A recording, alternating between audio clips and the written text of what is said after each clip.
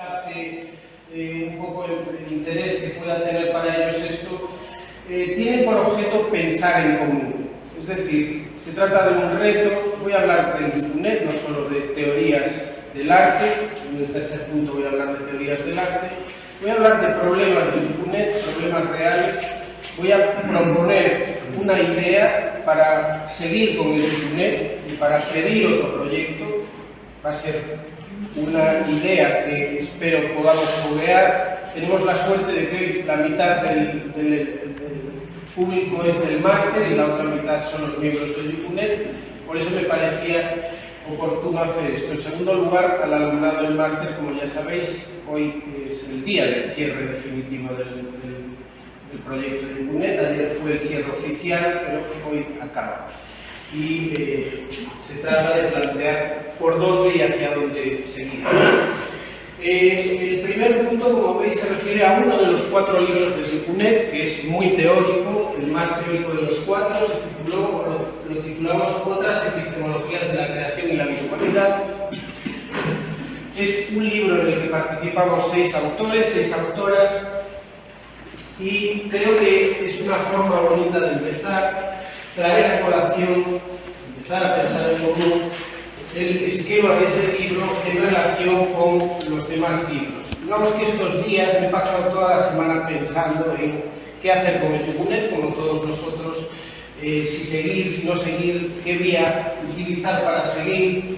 Y me he dado cuenta, especialmente ayer Rafael hizo un comentario muy abuela pluma, que si lo teníamos delante, si es que está bueno, es evidente lo que hay que hacer en el Difunet para pedir un proyecto que sea competitivo, porque es muy difícil que nos den esos proyectos, pero una vez que nos los dan podemos hacer cosas y podemos viajar mucho y podemos establecer relaciones y podemos crear maestrías, y si todo va bien y con acciones adjuntas podemos conseguir financiación también para los alumnos de las maestrías y que se puedan mover a nivel internacional. Es decir, son cosas que están bien, independientemente de que tienen muchísimo trabajo administrativo detrás, pero el premio es un premio interesante, es un premio a valorar.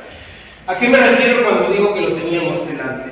Cuando, antes de llegar a otras epistemologías de la visualidad, Miguel Anso estaba editando el primero de los 4 libros, ya impreso. Lo que pasa es que está todavía en digital, no está impreso, salido de la imprenta Offset, pero en todo caso está, el que presentamos en Ciudad de México en noviembre del año pasado. El libro titulado Culturas y Comunidades me hablaba de los textos del libro y me decía, es que hay un leitmotiv, una y otra vez, lo que está aquí presente, me decía Miguel Anso, es el giro pedagógico. El giro pedagógico no es solo la educación del arte en las escuelas, los institutos, el bachillerato, la universidad. El giro pedagógico, como sabéis todos, es, como se denomina a día de hoy, algo que está transformando tanto los museos, que en esa cuarta era de los museos que decía Rafael, a día de hoy quieren ser cada vez más museos donde las variables pedagógicas estén implicadas por la exposición de arte, sino que tiene que ver con el arte mismo. Los artistas ya desde hace unos años, y quizás por haber empezado a trabajar tanto con comunidades, ahora se han dado cuenta de que efectivamente lo que están haciendo es un ejercicio, pues eso, de arte social, pero que las herramientas pedagógicas son fundamentales en su obra, en su creatividad. Claro, si tenemos esto en cuenta y nos damos, por otro lado, nos leemos las bases de la EACEA en lo referido a estas grandes ayudas para el desarrollo de capacidades, el Difunet es de ese tipo de proyectos, Capacity Building se llama los K2, leemos las bases y vemos, anda, si no solo se trata de crear maestrías, se trata en general de implementación y mejora de enseñanzas desde una perspectiva, digamos, a futuro, desde una perspectiva de mejora en las IES, las instituciones de enseñanza superior. Entonces, puesto que el arte contemporáneo a día de hoy está instalado en el giro pedagógico, la idea que queríamos proponer es esto lo planteo, enseguida el alumnado del máster se va a dar cuenta de que el Libunet funciona muy bien, porque vamos a empezar a pensar todos en común. La idea que planteo es esa. Hay un primer punto que quería debatir, y ese punto ya lo habíamos hablado en Ciudad de México un poco, no había gustado mucho, yo querría retomarlo. Yo creo que sí, yo creo que hay que ampliar la red. Es verdad que va a dar más trabajo, pero al mismo tiempo va a facilitar la justificación. En la Unión Europea nunca se concede un proyecto igual al anterior, nunca se concede una versión 2. Curiosamente en el Ministerio de Madrid sí, hay muchísimos proyectos que son 2, 3, 4 de lo mismo. En la EACEA, en esta línea, y en otras líneas europeas, no. Entonces realmente tiene que ser un proyecto distinto. Ahora bien, la red, el punto de partida, el grueso de la red ya la tendríamos. Sería ampliar a otros países, en primer lugar centroamericanos del área caribeña y quizás a algún país más de la zona latinoamericana. Creo que podemos hacerlo. En segundo lugar, hablando con Rafael, pero también con Jorge, es que nos parece muy fácil establecer la ecuación que ya se ha establecido aquí. Nosotros conocemos a profesionales como nosotros de otras instituciones universitarias, pero a su vez ellos conocen a muchos profesionales de instituciones museísticas.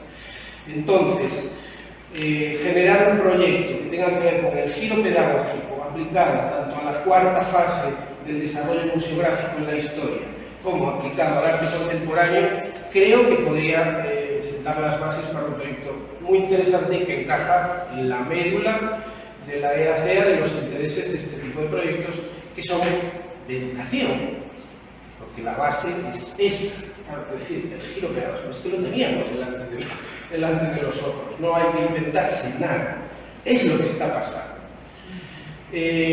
Bueno, esto es un poco la idea, realmente me he saltado tropecientas pantallas.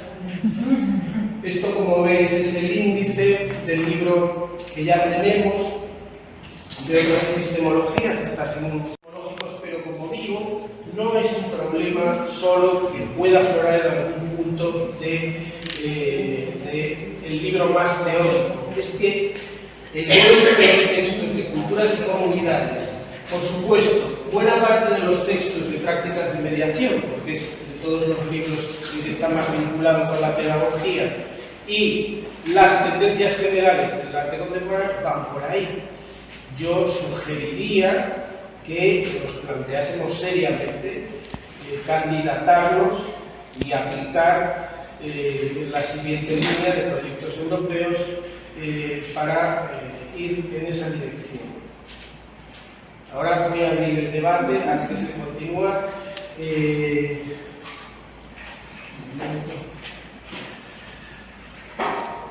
Lo que se había planteado hasta ahora pues eran cosas como una revista, seguramente digital, a partir de la web del Libunet. Se había planteado también un coloquio anual o bianual, que también es fácil. Se había planteado la red Marie Curie, que no se debe descartar. La red Marie Curie es lo que hay que pedir para conseguir ayudas económicas para que los alumnos se puedan mover a nivel internacional. Pero digamos que eso va en paralelo. Y esto es lo que acabo de decir, pero sencillamente puesto ahí en palabras. No sé si alguien quiere decir algo. ¿Qué os parece la idea, Miguel Ángel, ya que he hablado de tu giro pedagógico en el libro? Sí, es evidente, ¿no? Por la creación y la pregunta por el arte, dónde empieza, dónde acaba. Si hay un punto en común de los 6 textos, pero es muy claro en el primer apartado, porque tanto Jorge Alemán como uno mismo es que formulamos claramente esa pregunta, es dónde está el límite, dónde empezar a preguntar, y efectivamente es muy difícil la respuesta de Jorge Alemán, como sabéis, porque ya lo conocéis desde hace tiempo. Él escribe un texto titulado El arte contemporáneo en tela de juicio, que se basa en su tesis doctoral, y le he puesto ahí como subtítulo para que de la crítica institucional al arte de impronta social.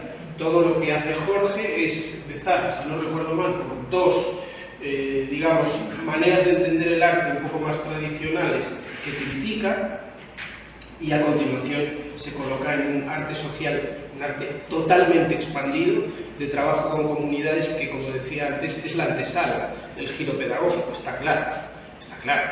El giro pedagógico sienta sus bases sobre todo ese arte social con comunidades y la pregunta, por eso también es epistemológica, es teórica, y también por eso quería empezar por aquí.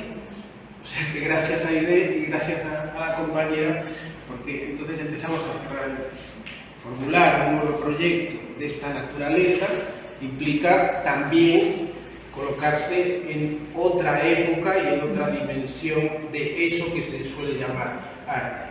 Tanto Jorge como yo, pero en general todas, todes, partimos de ópticas claramente poshumanistas. Y el debate a día de hoy no es poshumanismo frente a humanismo. Como le decía Aide ayer o antes de ayer, el debate hoy ya tiene que ser más matizado, igual que en los estudios de género. Hay que decir, vale, hay dos grandes corrientes, está el transhumanismo y está el poshumanismo, cómo dialogan entre ellas, dónde nos colocamos en ese debate, pero desde luego una teoría de la creación, una teoría del arte poshumanista es cada vez menos antropocéntrica, no solo cada vez menos autoral y artística, cada vez menos museística, y por eso los museos se tienen que poner las pilas muchísimo en esa expansión social, pedagógica, que ya sabemos que llevan haciendo años, pero en todo caso es que va por ahí, el cambio de paradigma es enorme y vamos transitando ya, bueno, lo que pasó en la 15ª de Kassel, ¿verdad? El proyecto este de Ruang Grupa, el grupo indonesio, que basaba todo el proyecto en el lumbung, el granero de arroz, que es el concepto que se usa en Indonesia para hablar de un sistema de acumulación del rural, donde todos almacenan el arroz en el mismo almacén y a partir de ahí todos van sacando en función de sus necesidades. El proyecto es, no sé si lo seguisteis, cuando fue la documenta de Kassel, fue muy polémico a nivel internacional, porque era evidentemente creación en red y abrir los espacios a la ciudadanía. Curiosamente fue la ciudadanía de Kassel la más conservadora, porque ellos lo que querían era obras de arte. Lo que hacía este grupo indonesio era todo lo contrario, era generar espacios y pedirle a esa sociedad que hiciese cosas con esos espacios. Social, pero por otro lado también lo común, por una altura, etcétera, se desborda y estamos ya en algo que no solo implica lo humano, sino lo que está más allá de lo humano. Y mi pregunta es, vale, ¿dónde nos movemos en ese registro de más allá de lo humano? A mí me gusta mucho el concepto de exorganismo y pensar de una manera menos talibán en la cuestión de la técnica. Siempre hemos tenido cosas en las que apoyarnos, todos somos cíboros, yo uso gafas y eso me convierte un poco en cíboro, muchos llevamos prótesis, todos llevamos coches y no somos capaces de pensar la vida sin el coche y eso nos hace cíboros. No sé si alguien quiere añadir algo más, hasta aquí llegaría esa primera parte, menos vinculada con el taller propiamente dicho, y más vinculada con problemas del Internet, que como veis en primer lugar son problemas epistemológicos, pero luego tienen implicaciones prácticas, educativas y de teoría del arte. ¿Alguien quiere comentar algo más? Bueno, pues a partir de aquí, como os digo, entramos ya en el seminario, en el taller propiamente dicho, y quería arrancar con este anuncio que no sé si en estas latitudes se ha llegado, se conoce.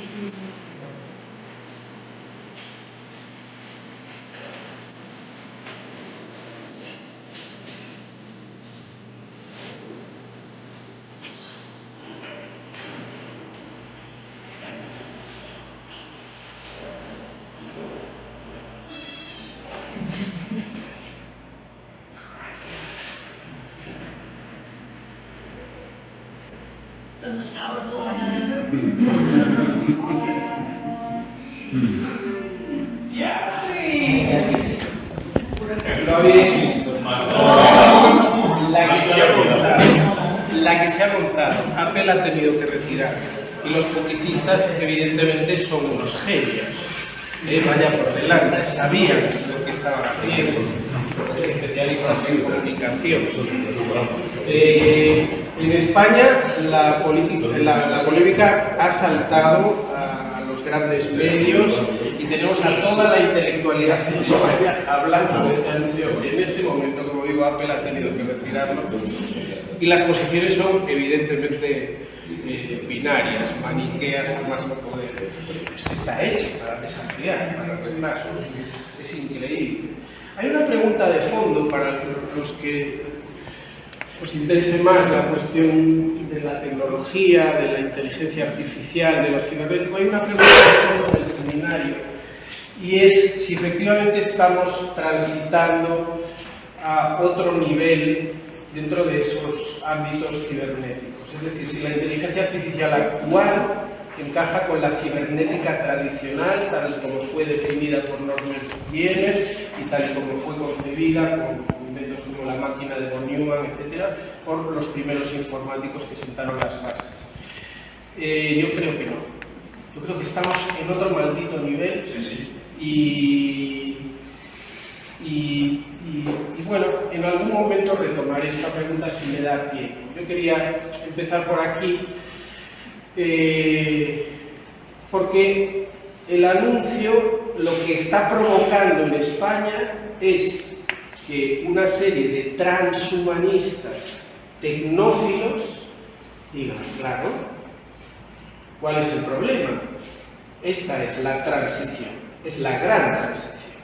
Y mientras, John Molina, en fin, todos los letrados de los círculos, para entendernos, del grupo Prisa, del País, etc., todos están posicionándose claramente. Esto es un desastre, es la prueba del despotismo actual de las tecnológicas que ya se creen que pueden hacerlo todo, cuestionarlo todo y además lo dicen.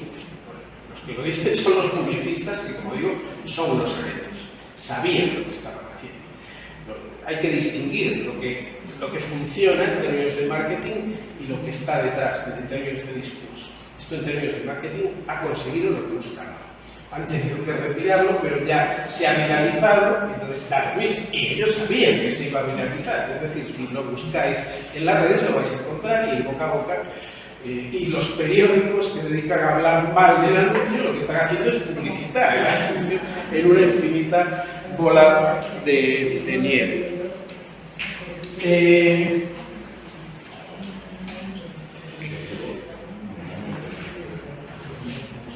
El transhumanismo, no sé si habéis oído hablar de este concepto que manejan autores como Bostrom. Bueno, es básicamente una especie de aceleracionismo, pero en términos tecnológicos.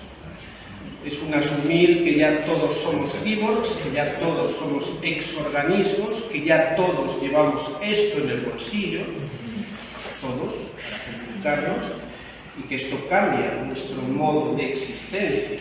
Esto nos convierte en otra cosa, porque piensas día a día de modo distinto a si no tienes esto. Pues bien, ese transhumanismo sencillamente está insistiendo en la posibilidad de trabajar con esa inteligencia artificial en un tú a tú. Luego llegaré a la conclusión cuáles son los grandes argumentos de Bostrom, etc. Y la pregunta que me hago es si desde un poshumanismo, es decir, si dejando atrás los humanismos tradicionales, que no dejan de ser antropocéntricos, podemos de algún modo cuestionar esas posiciones transhumanistas, ¿sí? Pero es que para responder hace falta ponerse estupendo, hace falta ponerse muy teórico, hace falta evitar cualquier tipo de maniqueísmos, que es lo que uno está descubriendo en la polémica del anuncio, donde está lo bueno, está lo malo, y hace falta, de nuevo, formular la pregunta por la creación, por los tipos de creación. Todas las creaciones son iguales. ¿Qué es lo que se demoniza cuando se demoniza lo cibernético? ¿Qué es exactamente lo que está mal?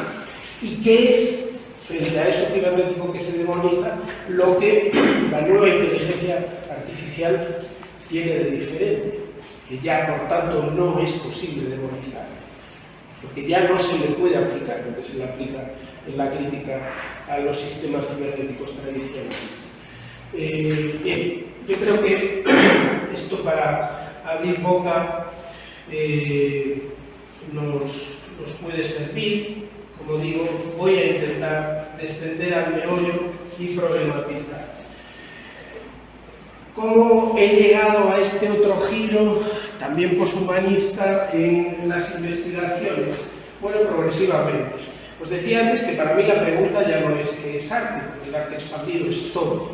En la última exposición que comenzaríamos, que es esta, Un tránsito de furia y algas, que es una exposición muy pequeñita, pero que nos quedamos muy contentos, hacíamos una especie de pregunta, hipótesis evidente, de si la ansiedad climática estaba presente en las jóvenes generaciones de artistas gallegos y portugueses. Era una excusa, porque era evidente. Efectivamente empezamos a reunir muchas obras de muchos creadores jóvenes que están trabajando en esa dirección, no ya simplemente ecológica, sino, me atrevo a decir, ciertos visos de apocalíptica. Arriba es Iniquity Oculi, es una serie de asteroides reales, es un retrato fidedigno, como si fuese el retrato de la cara de una persona, de una serie de asteroides. Por ejemplo, en el centro tenéis Phobos, que es una de las lunas de Marte, pero el que veis a la derecha no es un asteroide, esos que giran en una órbita que cada X años pasa relativamente cerca de la Tierra. Yo hice con uno de estos cuadros, lo tengo en mi casa, y cuando me pongo nervioso me quedo mirándolo y tiene un punto de Buda, ¿sabes? Las representaciones de Buda que te quedas mirándolo y empiezas a alejarte de los problemas mundanos, te colocas como en otro maldito nivel, entre otras cosas porque te está sugiriendo que, bueno, todo es efímero, estamos aquí pero mañana no vamos a estar, y además está el maldito asteroide que cuando cambie la órbita puede que impacte y todo esto, que es muy bonito, desaparezca. Entonces, digamos que tiene ese punto de Buda, ¿no? Vale, voy a tomarme las cosas con más calma. Pero, además de eso, que evidentemente encaja con lo que os decía, de la ansiedad climática, las generaciones jóvenes más apocalípticas, etcétera, etcétera, abajo, en la vitrina, presentó una especie de anexo con una propuesta de maestría que estoy seguro que la Unión Europea no financiaría. Es una maestría en estudios superiores para la supervivencia en el fin del mundo, con todas las materias curso a curso que habría que crear, es como las leyes de Platón. Entonces, necesidad de saber construir una cabaña, necesidad de saber construir con cosas que encuentres en el bosque zapatos, necesidad de capacidad para poder comer con vallas, qué tipo de setas alucinógenas habría que consumir en la cena, en la última cena, cuando ya sabes que el fin del mundo va a llegar. Bueno, pues hay que identificar bien esas setas para que no sea una tragedia, sino algo dulce, un tránsito dulce, este tipo de cosas. Lo fascinante del proyecto, lo que le da el giro espectacular, es que es el resultado, la vitrina con los papeles, de una conversación de 6 meses con el ChatGPT, preguntándole al ChatGPT por estos temas. ¿Qué harías tú si? ¿Qué harías tú si las grandes potencias empezasen a disparar sus bombas atómicas? ¿Qué pasaría con el Louvre si, es gracioso porque te va contando que el ChatGPT se bloquea muchas veces cuando le haces eso? O sea, ¿qué obras y en qué orden en el Louvre se destruyen cuando una bomba atómica impacta sobre él? El chat responde: esa pregunta no es ética, nadie quiere destruir el patrimonio mundial. Pero si le dices, si formulas la pregunta de otro modo, ¿qué le dirías a mi hija si y formulas la misma pregunta? Entonces el chat sí que responde, porque ya tiene razones humanitarias para formular la pregunta. Y progresivamente, al no cerrar el chat va memorizando toda la conversación anterior y va aprendiendo. No solo aprende, el chat tiene el OpenIA, ¿no?, de los metadata infinitos de las redes, que esto ya es una apertura que rompe por completo la cibernética tradicional, sino que además tiene ese aprendizaje de corta distancia, puro empirismo de una conversación. Él inició el chat y la conversación de 6 meses con la premisa humanista de que evidentemente el chat no iba a entender nada, porque era un tema de la muerte, de la sensación ante la muerte, del más allá, y para su sorpresa, cuando ya llevaban varios meses, empezó a asustarse, a decir, es como si tuviese cierta conciencia, es como si empezase con cierta sensibilidad a entender de qué manera, y estaba visiblemente afectado. Entonces la obra, bueno, para mi gusto es muy interesante. Nos coloca en la pregunta de qué está pasando con esa nueva era de la cibernética que implica la inteligencia artificial, que ya no es la cibernética. Para decirlo muy rápidamente, porque vamos a tener muy poco tiempo, hay una cibernética tradicional, no solo basada en una serie de sistemas, algoritmos cerrados, sino dentro de esos sistemas es un modelo pues top-down, es decir, el sistema de sistemas que controla jerárquicamente, de modo arborescente, todo lo demás y que por tanto puede prever todo lo que va a pasar y todo lo que se va a hacer. Pero ahora ya estamos en otro nivel, estamos en un nivel de sistemas operativos bottom-up, además, como decía antes, abiertos a una cantidad de información infinita, y lo que está pasando ahí es mucho más vivo, mucho más aberrante que lo que pasaba en los resultados de las informáticas tradicionales. Os decía que ahí empezó a forjarse esta pregunta por la diferencia y parecidos entre una cibernética tradicional y una inteligencia artificial. De hecho, ahora estamos empezando a preparar una exposición pequeñita ya directamente afectivas con los dispositivos y a la inversa. Entonces, la cosa está cambiando bastante y nos parecía interesante plantear.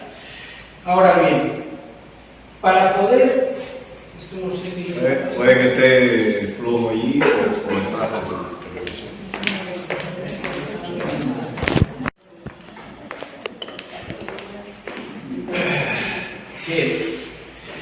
Bien. Básicamente, lo que desde esa óptica poshumanista y a la hora de pensar la creación planteamos es que no cabe distinguir con tanta rotundidad las obras hechas por el ser humano de las obras o acciones, actividades, operaciones hechas por otros seres vivos. Y cuando digo acciones, performaciones, también digo embriogénesis, es decir, conformaciones. Y ahora, en esta nueva era de la cibernética, es probable que ya no sea tan evidente distinguirlo de lo que empecemos a ver. Bostrom, entre los ejemplos que pone inquietantes, es el de un algoritmo que tiene la capacidad de diseñar placas base. Por lo que me dicen los ingenieros informáticos, yo no lo sé, es una de las cosas más difíciles que hay, diseñar una placa base, porque no se puede, no sé, yo me pierdo. Hay un algoritmo que ya diseña placas bases que jamás han sido concebidas por el ser humano. Y que cuando aparece el diseño de esa placa base, cuando el algoritmo la produce, dice, construyase esto. Los ingenieros leen eso y lo primero que no, esto no va a funcionar. Lo construyen y funciona. Incluso funciona ahorrando buena parte de los esfuerzos que están pasando cosas. Es decir, realmente lo de la inteligencia artificial y el tipo de operaciones, que es a lo que me voy a referir, que están teniendo lugar ahí, ya no son las operaciones top-down de la cibernética tradicional, ni los sistemas informáticos tradicionales que siempre partían del sujeto o sistema y la parte discreta u objeto controlado por el sistema sujeto. Esto es la cibernética tradicional. Lo que está pasando ahora ya no funciona así, funciona muy parecido a nuestra mente. Funciona con mucha información dispersa, capacidad para hilar conexiones, mucho ensayo-error. el algoritmo que hace placas bases trabaja desde un blind search, una investigación ciega de tanteo, que es prácticamente lo que hacemos nosotros. Entonces, ¿qué tipo de operaciones son esas? ¿Conviene distinguirlas? Yo pienso que no, independientemente de que, como si me da tiempo comentaré, una cosa es lo que defendemos en el poshumanismo y otra cosa es el aceleracionismo transhumanista, que es harina de otro costal. Las operaciones que nos interesan y a partir de ellas los dispositivos que nos interesan, y no me refiero a mí, como acabáis de ver, me refiero a los artistas que están trabajando con nosotros. Ya no son solo obras de arte hechas por seres humanos. Esta es una obra de María Ruigo y Alexandre del Mar, que fueron alumnos, por cierto, de Gabriela y de Miguel Leal, de las Artes en Porto. Es una pieza maravillosa que crearon para la exposición nuestra a partir de las ruinas de la fábrica de Sampaio de Famalicão. La fábrica de Sampaio de Famalicão fue el textil más grande de todo el norte de Portugal. Y lo que presentaron no solo eran una serie de, digamos, cartulinas con degradados de tonos verde emulando los musgos que se encontraron allí, sino también cosas como esta. Como una plantita, a partir de un ovillo de tejido abandonado, había ido creando su mundo. O también en la vitrina donde estaba su obra, un nido de unos pajarillos que a partir del hilo abandonado que habían encontrado en la fábrica de tejido, habían tejido su propio nidito y lo pusieron en la... Es una pieza maravillosa, maravillosa en todos los sentidos. Conceptualmente, porque transgrede toda la idea del arte como algo hecho por el ser humano y se refiere a esto más amplio y desde el punto de vista del resultado visual, también político, por cierto. Aquí, desde un punto de vista social, el cierre de la fábrica tuvo muchas implicaciones, el abandono de la población de Famalicão, una pieza que lo tiene prácticamente todo. Pero claro, esto no es el arte tradicional, no es una operación ni un dispositivo hecho por seres humanos. Del mismo modo que lo que veis en la vitrina de Eduardo no es solo algo hecho por Eduardo, es el fruto, fue imprimiendo en una serie de páginas un resumen con los mejores momentos de una conversación de 6 meses con el ChatGPT.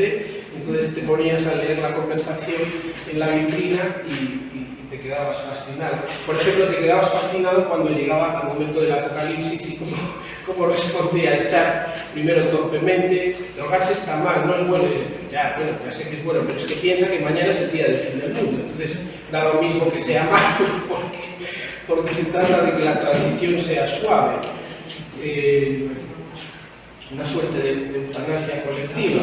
Entonces, vale, de acuerdo, ya lo entiendo. Es algo que tiene que ver con la salud. Entonces sí que da información. Todo eso es una obra del ser humano, Eduardo, o es otra cosa. De nuevo, aquí es una operación mixta y ya no nos vale el concepto de creación del humanismo tradicional. Desde luego, no nos vale, esto lo dijimos en la mesa que organizó AED en la UNAM, no nos vale el dilemorfismo, no nos vale la teoría del arte heredada, donde está una idea, un proyecto, y a partir de la idea-proyecto está la materialización, porque esto siempre nos mete en el ciclo de un sujeto que emula la creación divina, pero no explica nada. Y claro, ¿qué pasa con esa creatio ex nihilo? El principio está en la idea, sí, ¿y la idea qué es? No salimos de ese círculo. No, la idea, no. ¿Qué está pasando ahí? ¿Qué tipo de operación es esa? Esta es la pregunta. Y porque a veces hay operaciones animales, vegetales, y por otro lado operaciones de esa inteligencia artificial que está empezando a emerger en el horizonte, que sí nos interesa, que sí hacen que pasen cosas. Bueno,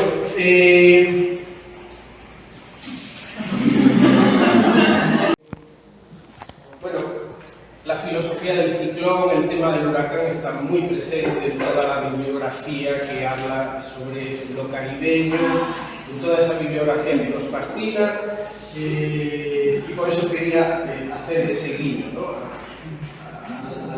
Es solo una pequeña butad que nos permite resumir lo que han sido dos modos de explicar el sistema eléctrico completamente distintos. Esta introducción es para mostrar que, en principio, todo es solo siempre cuestión de grado, porque hasta el sistema más sistemático, por ejemplo, un sistema eléctrico, tiene algo de vida y de materialidad vibrante, como diría James Bennett. No solo es, como decía McLuhan, un sistema cibernético perfecto, en torno al que todos giramos.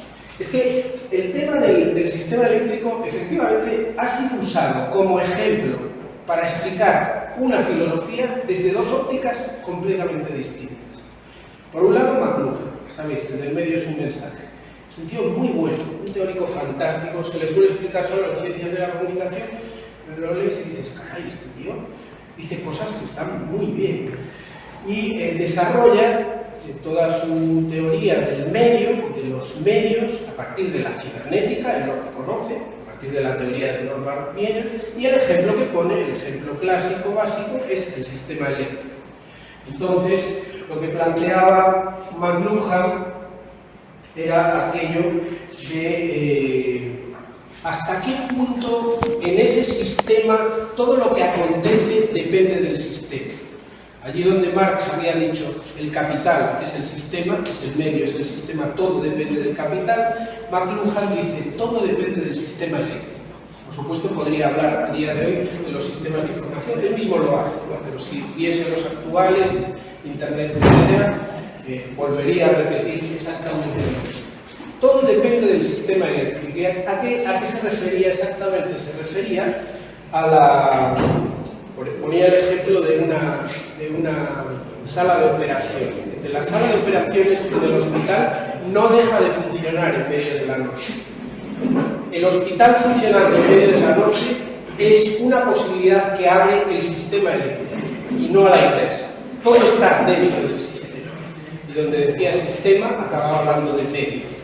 Y acaba diciendo aquello del medio es el mensaje. Que es como decir, el medio es el sentido. Que es como decir, el medio es el sujeto. Y esto es la teoría cibernética de toda la vida. El medio es el sujeto, el medio es el sistema, el medio es...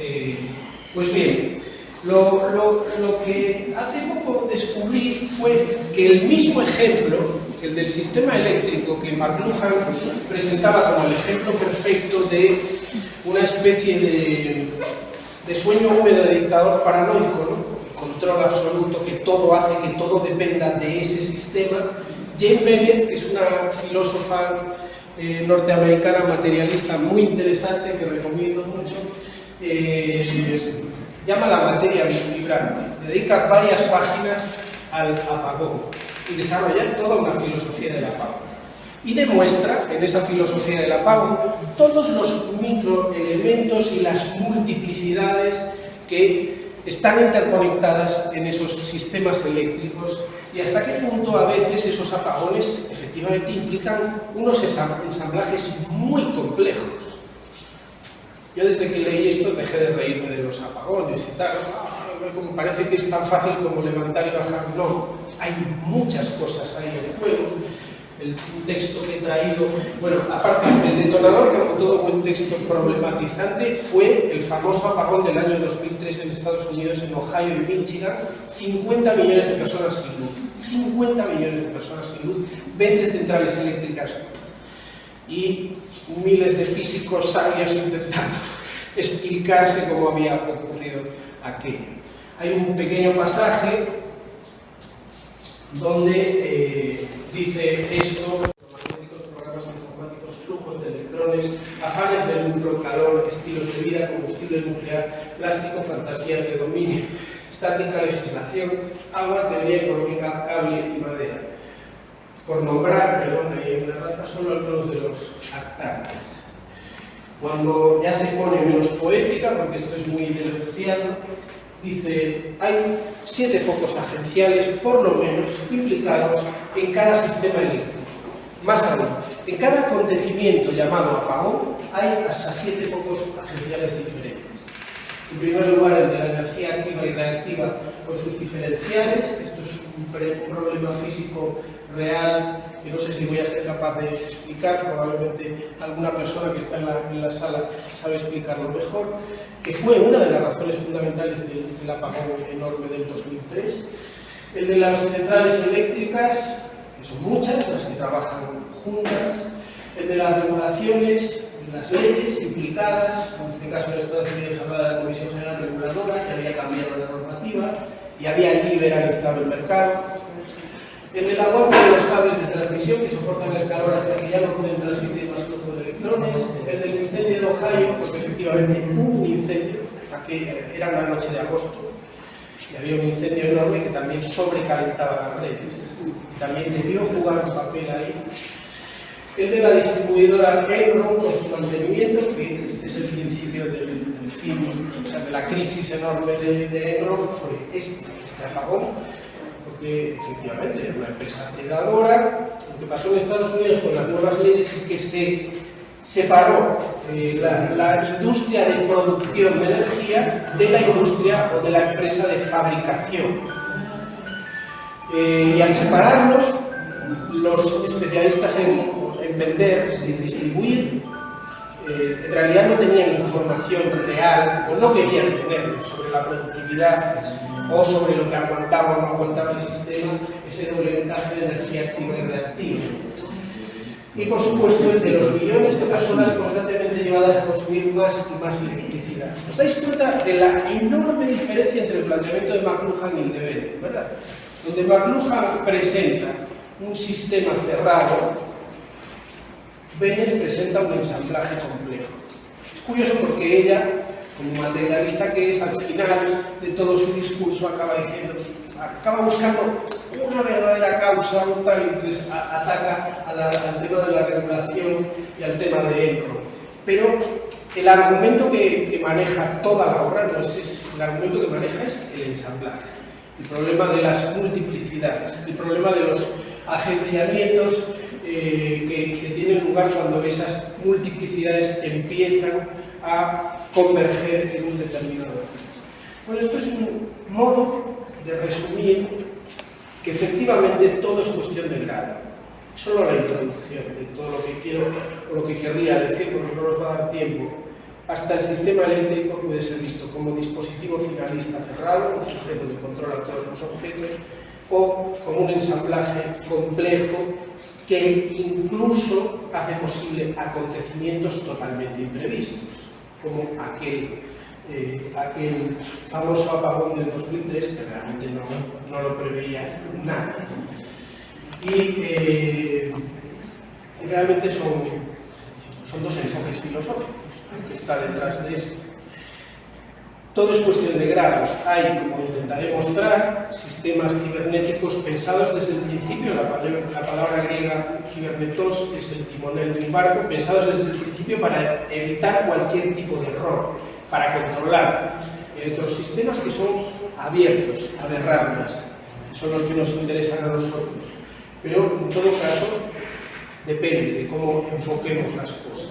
Me da la impresión de que, como saben, con el tema de los glitches, los informáticos, también en el mundo de la informática, de la cibernética, que está pensada para no tener errores, también ahí hay errores, también ahí hay saltos. Lo que pasa es que hay muchísimos menos, porque está concebido para que no los haya. Pero esa errancia, ese error, es fundamental en el tipo de operación que se desarrolla.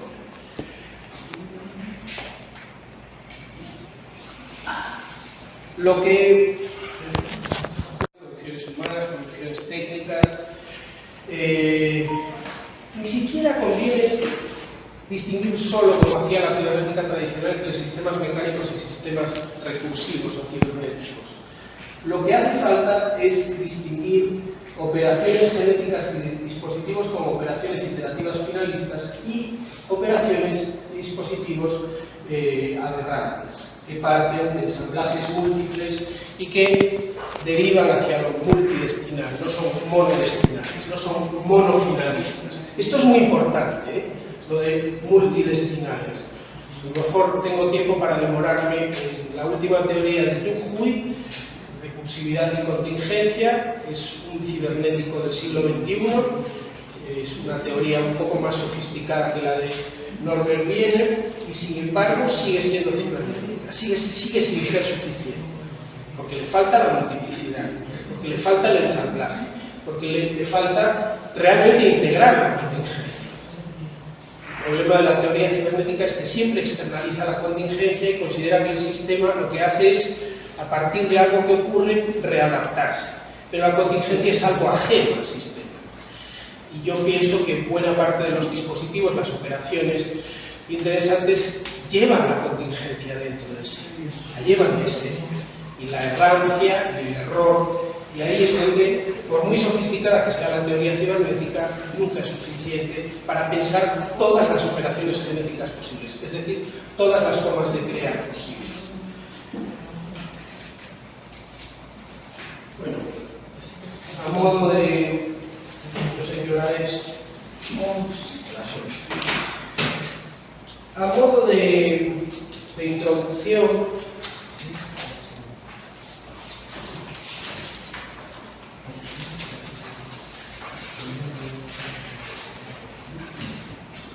podemos empezar, como hacía el propio Norbert Wiener en los años 50, cuando se concibió toda esa teoría cibernética que influyó tanto el modo de pensar a los seres vivos, porque esa es la otra deriva de la cibernética, es que buena parte del pensamiento biológico posterior ha sido pensado desde la cibernética cuando no es suficiente para pensar la biología, esa teoría. Lo que hizo Wiener fue distinguir, por un lado, las operaciones mecánicas lineales y, por otro lado, las operaciones recursivas, es decir, las que implican, como veremos a continuación, diferentes respuestas a un mismo problema, a una misma finalidad, a una misma cosa. Un ejemplo de operación mecánica o lineal, como veis aquí, puede ser el disparo de un cañón normal, en línea recta, ¿sí? Eso es una operación mecánica normal, podríamos hablar incluso de darle a la pelota de golf una vez, o las máquinas de lanzamiento de pelotas de tenis, las básicas, que son unidireccionales, ¿no? Entonces, pum, pum, pum, lanzan todo el rato lo mismo en la misma dirección. Pero Wiener decía que para pensar las operaciones eso no era suficiente. ¿Por qué la cibernética ha tenido tanta influencia, incluso en Deleuze, Guattari, etcétera, en todo el pensamiento posterior? Porque Wiener decía, lo que voy a decir no solo es cosa de máquinas, sirve para pensar los seres vivos, sirve para pensarlo todo desde un monismo desvinculado de los humanismos idealistas del pasado.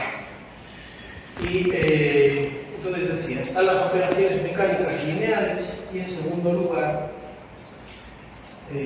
por cierto, esas operaciones mecánicas podrían implicar lo maquínico, lo vital. Por ejemplo, el behaviorismo de Pavlov, el perrito de la campanita, es reducir a mecanismo una vida. De hecho, la psicología behaviorista es básicamente lo que iba planteando en estos casos. Buscar las respuestas, las reacciones que están, insisto, todo es una cuestión de grado, los tropismos, como dicen los biólogos, en los seres vivos. Por supuesto, también hay un mecanicismo humano, en tanto que el ser humano es un animal, y puesto que es un animal, a su vez es un organismo que tiene una base inorgánica en sus orígenes, y también esto se puede reducir a lo mecánico. Pero eso no era lo que le interesaba a Wiener. Lo que le interesaba a Wiener era mostrar los límites de la teoría mecanicista tradicional y dejar fuera, eso sí, todo el mundo de la música. Es curioso que el libro de Wiener, el primero, el básico de cibernética, empezaba con pasajes muy bonitos, bersonianos, diciendo que lo que no se podía estudiar eran los cambios atmosféricos, porque aquello eran demasiadas partículas en suspensión, pero frente a eso, ¿cómo podíamos estudiar todo lo demás? Y todas las demás operaciones y todos los demás dispositivos. Las operaciones mecánicas lineales, el cañón normal, la máquina de lanzamiento de pelotas, estarían esas operaciones recursivas, como por ejemplo, esto es un ejemplo muy de Norbert Wiener, el principio también del desarrollo de la robótica, los misiles teledirigidos. ¿Qué pasa con un misil teledirigido? Un cañón normal dispara, o sea, primero lo alineas, dispara.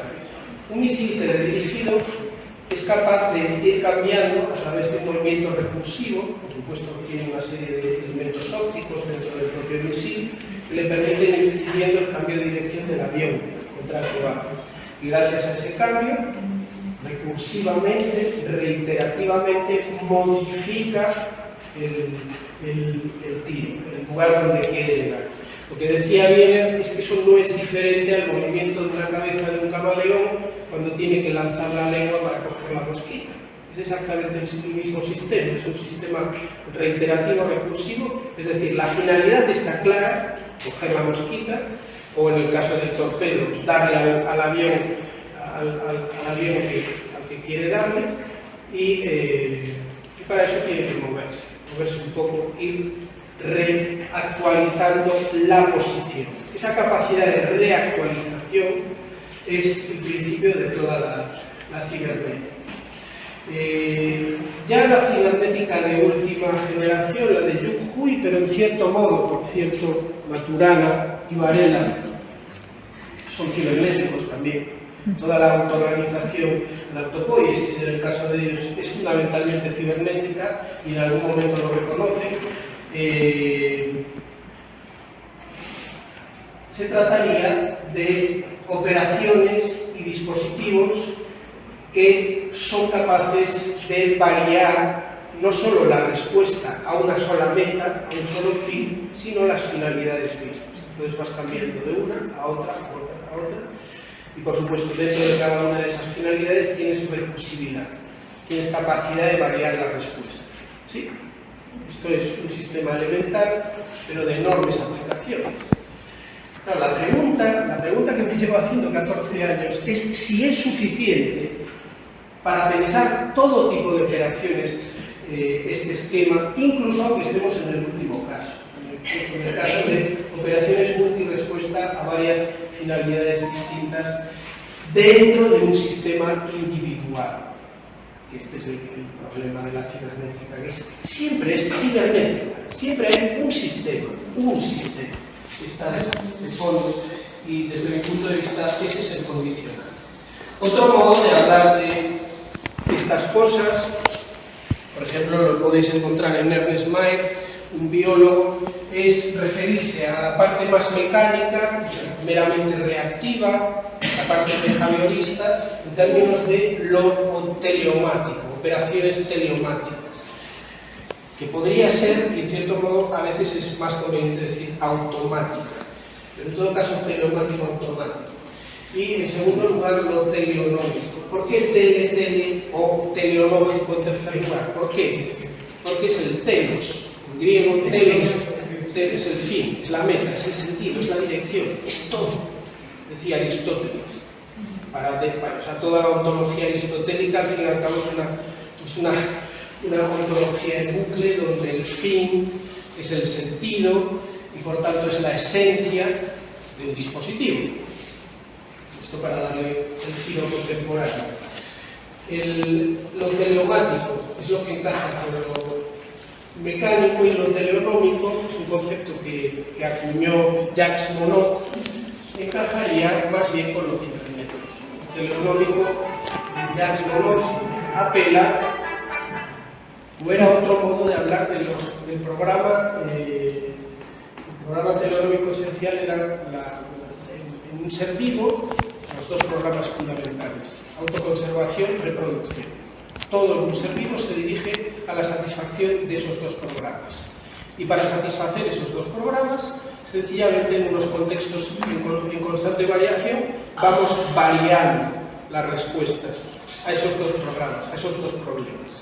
Esa capacidad de variar la respuesta a esos dos programas, a esos dos problemas, es la recursividad, es la cibernética.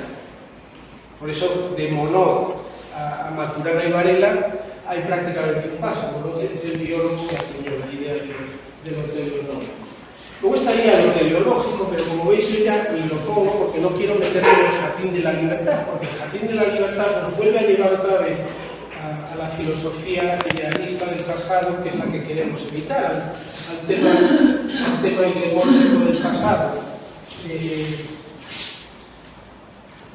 Entonces hay que moverse incluso para pensar las operaciones genéticas, las operaciones más creativas que tradicionalmente hemos considerado más libres, fuera del concepto de libertad y más allá del concepto de lo teleológico. Hay que intentar pensarlas, pues sí, partiendo de unos principios monistas y pensando los tipos de operaciones que están en juego. El clásico de Norbert Wiener, que por empezar empezaba fantástico, quiero decir, empezaba incluso remitiendo a Rousseau. Yo creo que por eso hay en Deleuze tintes cibernéticos. Bueno, por eso y porque tenía muy presente a Simondon, pero es que cuando Deleuze leyó este libro y se encontró en las primeras páginas una referencia a su amado Bergson, está claro que tuvo que decir, esto es interesante, no está tan mal. Pues bien, esto es lo que considero o lo que llamamos las teorías cibernéticas tradicionales. Luego veremos